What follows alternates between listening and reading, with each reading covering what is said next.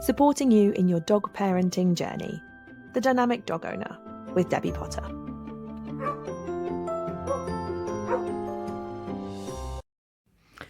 Hello and welcome to this week's episode of The Dynamic Dog Owner. I hope you're having a lovely week. And if you are a regular listener, I hope you enjoy listening to the podcast. It's always an odd thing. I always say this is a really odd thing to do a podcast because you just talk to the void. You don't really know who you're talking to. You don't know much about the people that listen to you, whether they enjoy it or whether they think it's an absolute load of rubbish. They just tune in each week to go, what's she talking about this time? So if you do ever have any feedback or any topics that you would like to be covered, do get in touch and let us know what those topics are.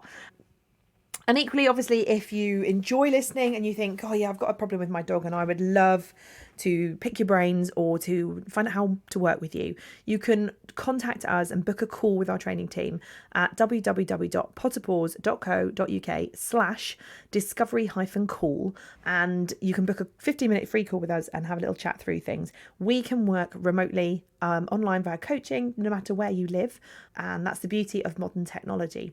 So this week's episode is all about a question I often hear, and I get it. It's a really valid question to ask, but I think it's a topic that needs further exploration. So the question that we often have is, should I be concerned about this, or they'll just grow out of it, right? Should I do anything about it? Because they'll just grow out of it. If I leave them to it, I don't have to worry about this now because when they're an adult dog, they won't do it. So will my dog grow out of this? And that's the topic we're going to explore because it's an interesting topic. And obviously we hear it a lot. And of course, we also hear, as well as that one, there's an old age kind of saying of you can't teach an old dog new tricks. And yeah, partly. Dogs, obviously, we love dogs. Everybody who's got a dog generally loves it, enjoys having it as part of their family. They're fun, they're friendly, they make life a really happy. Walking in the front door and having your dogs greet you is the best. I have teenage kids, so at least somebody says hello to me, which is nice. But obviously, they aren't perfect, and it would be downright boring if they were perfect. So, of course, your dog is going to have habits that you find annoying or habits that you would like to fix. Jumping up, pulling on the lead, barking, all that kind of stuff. It can be those kind of general topics, but it can be anything. What do we, what do we do about them? Do we just go, oh, they're a puppy and they'll be fine by the time they're an adult dog, they'll have grown out of it? Or do we actually have to teach them what to do? So, my opinion is, yes, of course, some behaviours they will grow out of. So, puppy biting, for example. They will grow out of the need to chew due to teething. They will grow out of, hopefully, 99.95%, a lot of dogs will grow out of the need to pee on your carpet because with the puppy biting, the pain isn't there anymore. So there's not a need to nibble to make my teeth feel better. With the toilet training, yes, my bladder is big enough now I can hold it, but if they discover doing something is actually quite fun or has a reward beyond its original purpose, then they will carry on doing it because it is rewarding.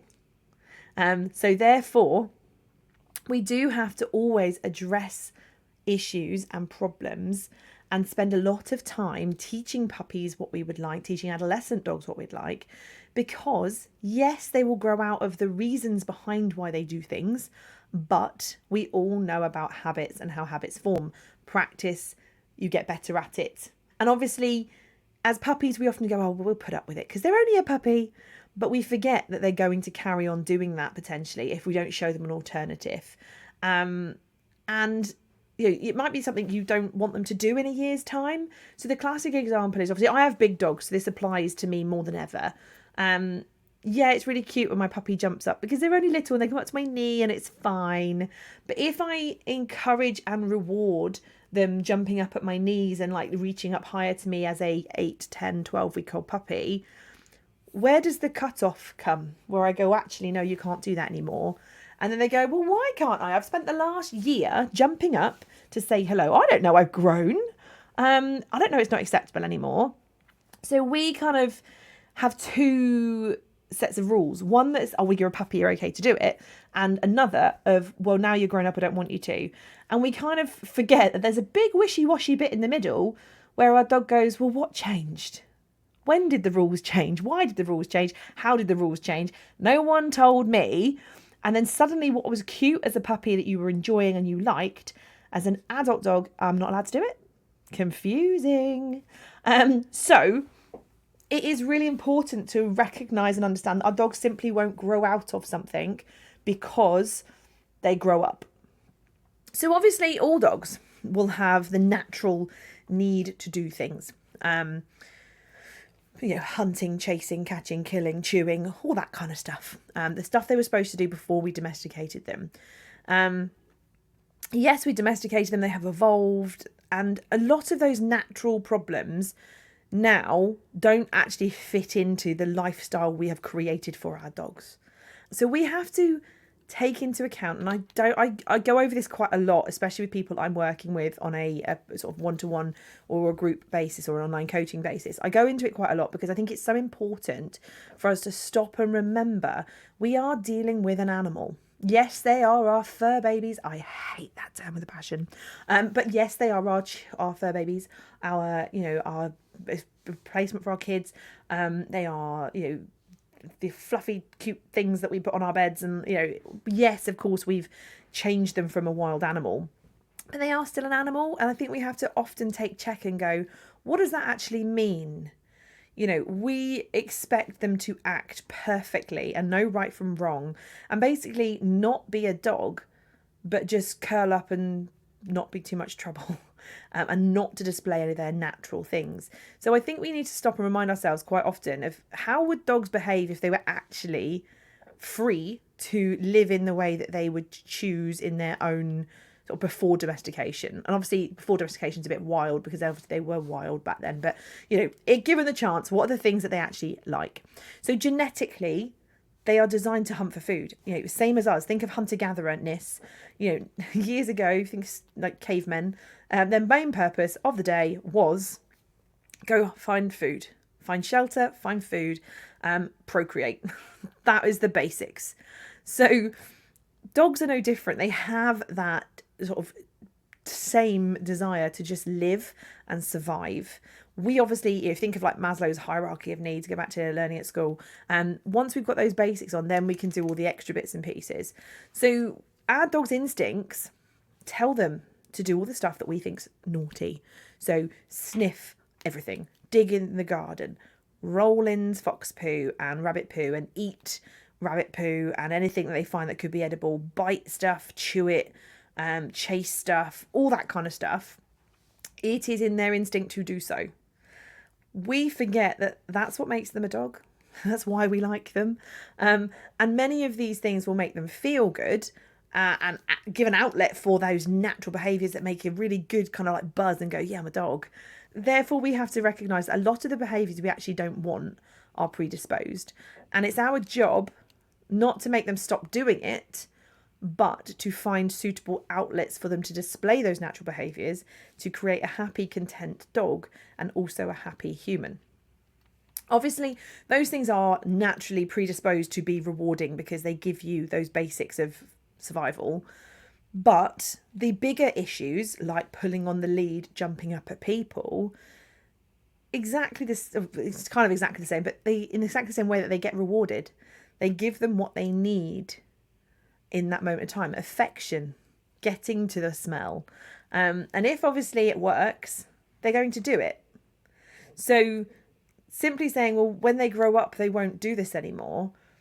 If they've spent the last year pulling you for every smell, jumping up at you, biting anything that they can, rolling in the garden, chewing your trouser legs, whatever else, and you go, oh, but it's okay because they're a puppy.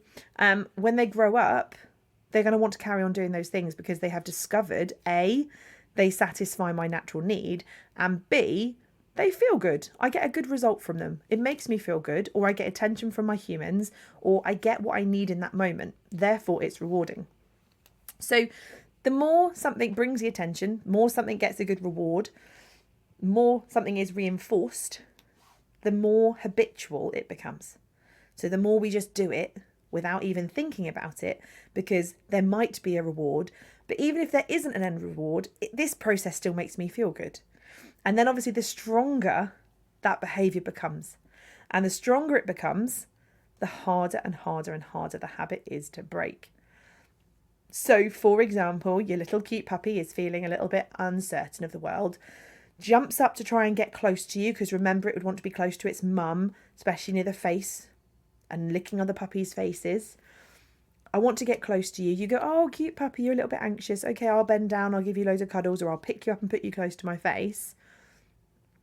As they get a little bit older, they then go, oh, wow, this gets attention. I'm a little bit excited. I'm not anxious and nervous anymore, but I'm really excited, so I'll jump up. Wow, they start fussing me. Cool, this gets attention.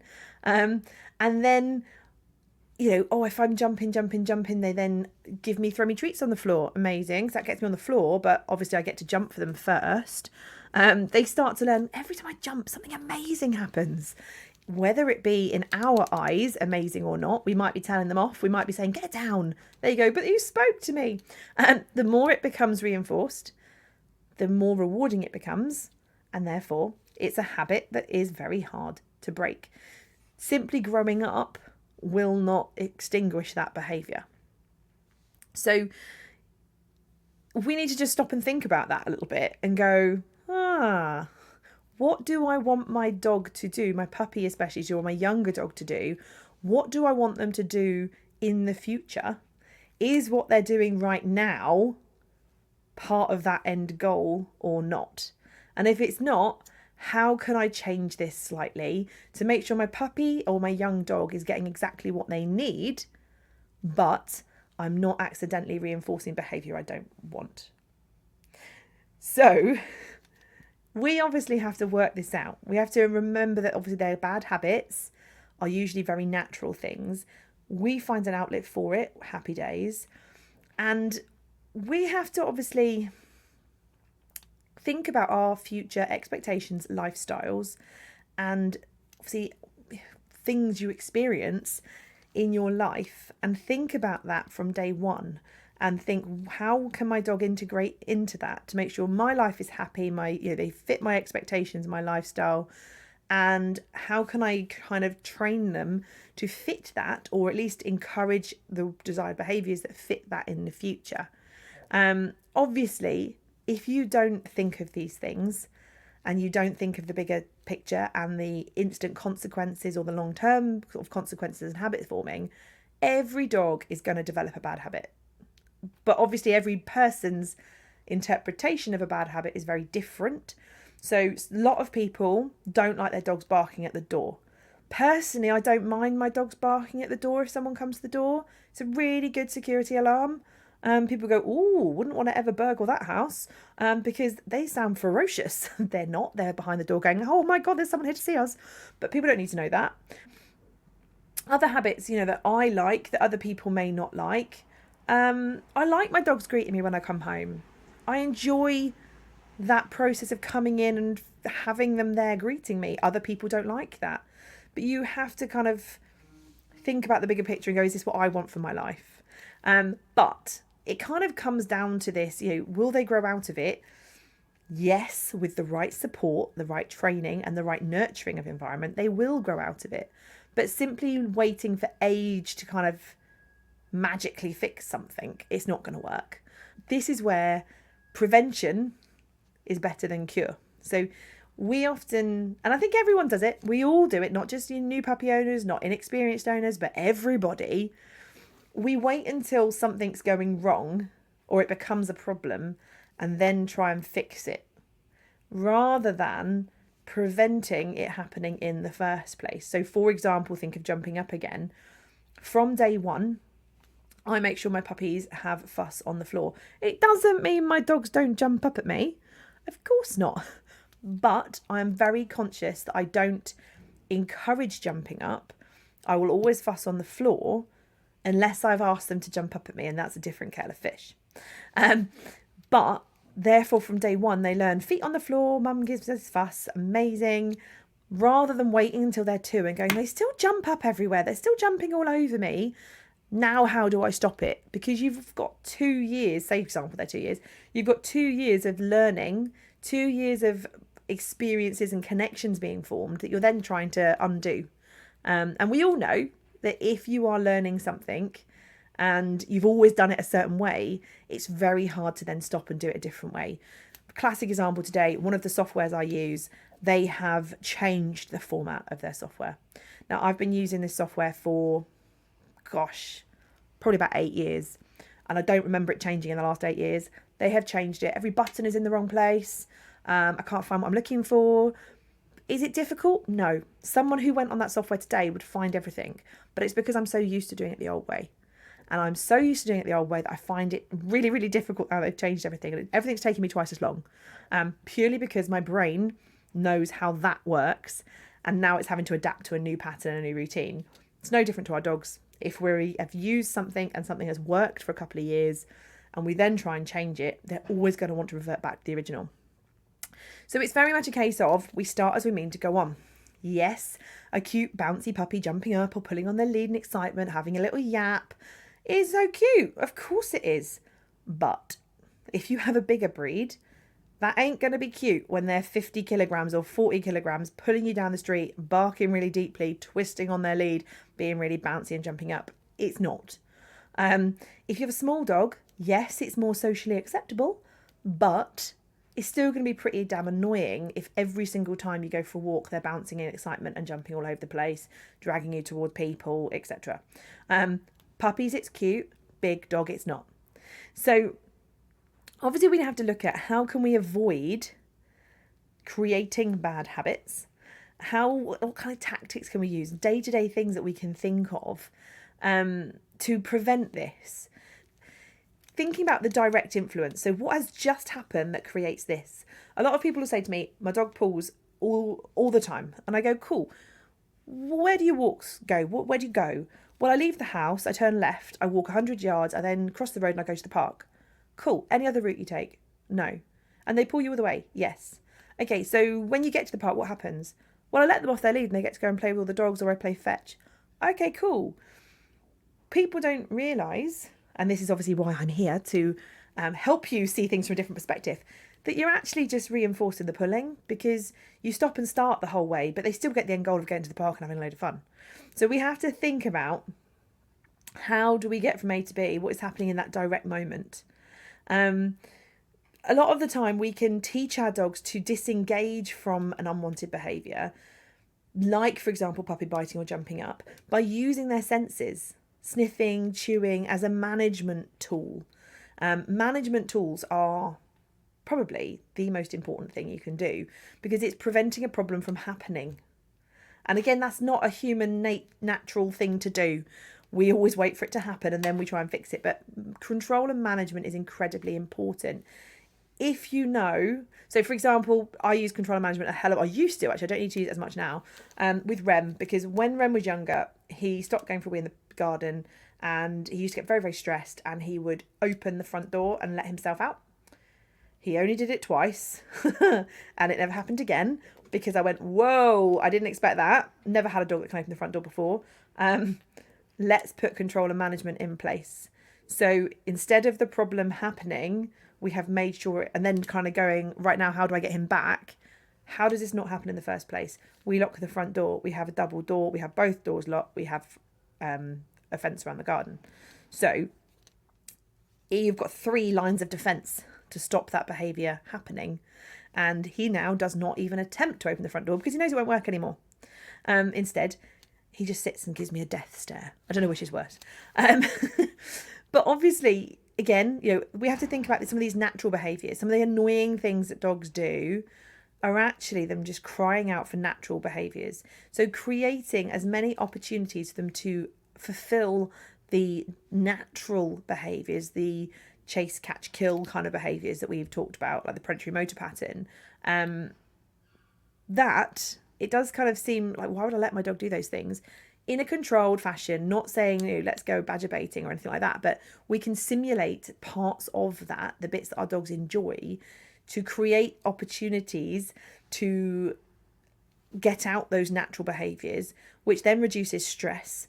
And stress etc., can lead to other unwanted habits. For example, if your dog is chewing the table leg, let's give them a nice chew to chew. We're satisfying the natural need to chew on something appropriate. Working on training is always going to be the answer. We can do control and management. We can make sure their emotions are in check, and helping them, kind of making sure we're touching all those bases. But we do need to actually do some training and think about the direct consequences of A and B, and have clear communication and understanding, like almost like a set of rules for your dog. Not that we have to be militant, but going, right, these are the rules. They're fair. They're even. You don't pull me. You come back when you're called. And having that clear kind of expectation, then as soon as something that isn't quite on that path and you go, oh, don't like this, we can then go, right, how do I fix that through training? How do I create a situation where that can't happen? And how do I teach them what I'd like them to do? And equally, if you are training, and especially if you're working with a trainer, we can often spot things way before they're likely to happen. So if you're working with a trainer, they say, oh, I think you should do this course. It's not because we want your money. I promise you. Obviously, this is my job. And of course, I need bookings to be able to live. But if I recommend a course for you or a certain program or something, it's because I know it will help you. And it's sometimes because I can go, that kind of behaviour, it's not a problem now, but it is likely to be in the future. I think you should come and do this course so that you have the skills and knowledge now before it becomes an issue. And yes, obviously, that could mean that people would say training forever. Nothing wrong with training forever. Because every time you come to a training session, every time you work with a trainer, it's just one step further along your journey, and ensuring obviously that your journey with your dog is as nice and enjoyable as possible. So kind of in a nutshell, what we've spoken about today is that no, your dog isn't going to just grow out of it. You may get you may be a lucky one who gets the perfect dog who does a couple of little things and then you just go, oh wow, they grew out of it. But the likelihood of that happening is slim to none. We need to be fully aware of what our dog's doing, what it can lead to, and keeping up with training and always thinking about those direct consequences to make sure that your dog is always learning what to do rather than practicing the stuff you don't want them to do. And obviously it doesn't have to be a chore. I know often we see, and many people see dog training as being something that people do with bad dogs or naughty dogs. Dog training is about having fun. Hopefully you've guessed that. If you're a regular listener and you've listened to all our episodes, hopefully you will have worked out by now that training should be fun. It's about you and your dog spending time together. Yes, of course, there is the benefit that you will hopefully have a happier, more content life with your dog, mainly because you've got support, guidance, understanding of what to do and the skills that we learn in training classes to actually take forward with you to help make your journey a little bit easier. But obviously, if you are working with somebody long term, so for example, we run training clubs, online coaching, we can support people every single day of the week. You've got someone to go, like, helping you to alleviate the problem becoming a problem in the first place, so that you can nip it in the bud and not let it escalate. And that is probably the main thing. Your dog isn't going to grow out of stuff unless you are doing things proactively to help them learn a better alternative, to show them a better option. Because if they don't know the better option, they'll just carry on doing what they're doing. And often we always say this, when you're in the situation, it is really hard to see it from an outside perspective. When someone else looks on, they can often see so much more because we're just that one step removed. And I've said it before, that is why in our training school, we have 4 trainers. We will all look at each other and give each other pointers because we see things from that one step removed that you can't see when you're in it. And that's really important. It's not just clients with dogs that need that. Everybody needs that. It's beneficial for everyone. So hopefully that has been useful for you to discover that, unfortunately, if you were hoping age would just fix everything, it's not going to. It's very unlikely to. And that you do need to chip away at things and create the opportunities for your dog to make the right choices and learn what you would like them to learn. As always, if you've enjoyed this episode, please do let us know. Please share it with friends. Let them discover obviously the podcast and all the useful information there is on here. And if you do ever want to get in touch with us, do feel free. The links to get in touch with us are always on the podcast description, and you can follow us on Instagram, Facebook at Potterpaws. Have a great week, and I look forward to catching up with you really soon. Thank you for listening to The Dynamic Dog Owner with me, Debbie Potter. See you next time.